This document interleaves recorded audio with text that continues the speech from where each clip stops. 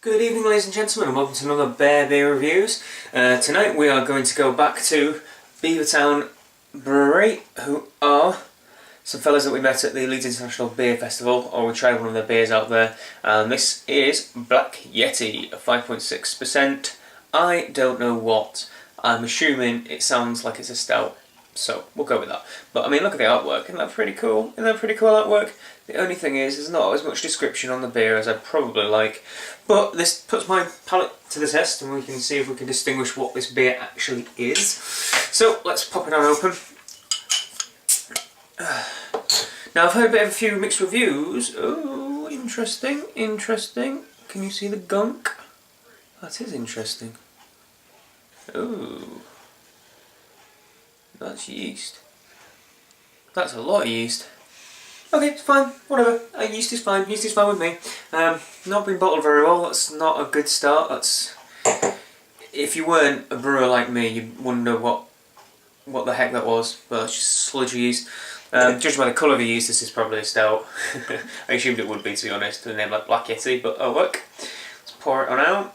5.6%, like I said. So, whoa, very, very, very happy yeast. That was unusual as well. Okay. Massive head on it. That is a three-finger head. Dipping my fingers in it too, and it's pitch black in colour. Not a jot of light coming through that. Massive amounts of carbonation, as you can probably tell, and it's a very thick head. It's sticking around for a little while. Is that head there? So it must be bottle conditioned then. It must be if there's not much yeast in it, or that whoever's been doing the filtering for him's not done a very good job at least. So let's get a nose in there and give it a smell. Oh, dipping my nose in it. Quite typical chocolate and roasted notes, and a lot of coffee too. It smells very typical of a kind of porter stout sort of hybrid, really. That's not to say it's a bad thing. It is very delectable, I must say. So let's get in there and give it a try to Beavertown's Black Yeti. Once again, cool bowl, a little bit of weird yeast coming round the neck of the bottle, but hey ho, whatever. Cheers.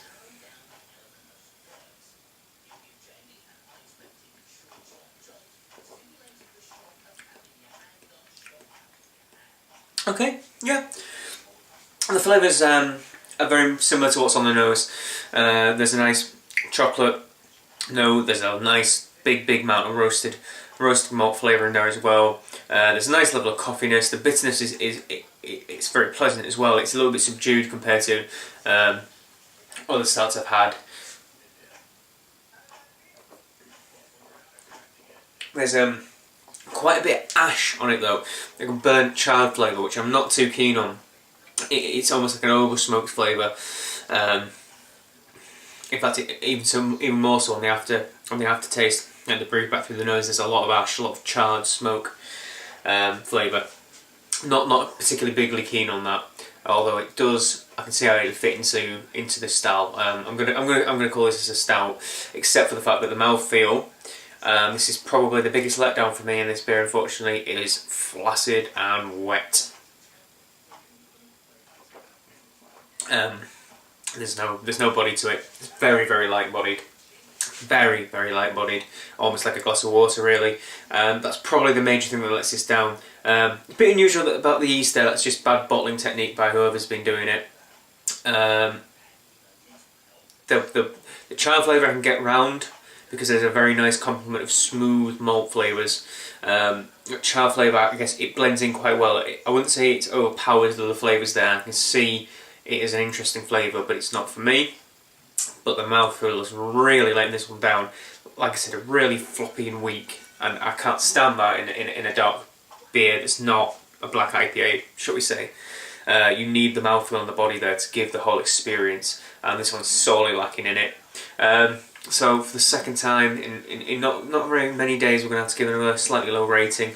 I'd say again, this is one heading in the right direction. I like it, sort of, but not brilliant. I guess I'd give this a 5.5 out of 10.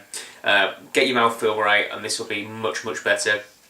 Charred smoky flavour, a bit unusual, and just someone who, whatever's done in the bottling process, it's the yeast shouldn't be up that far. I've stored this very well upright, so I doubt it's anything that's slushed forward from my pouring or from the way I've stored it. I've stored it very well. So apart from that, quite interesting. So feel free to comment, tell me what you think if you've tried this beer, tell me if you like it or not. Like, favourite, comment, subscribe, and until the next beer reviews, cheers.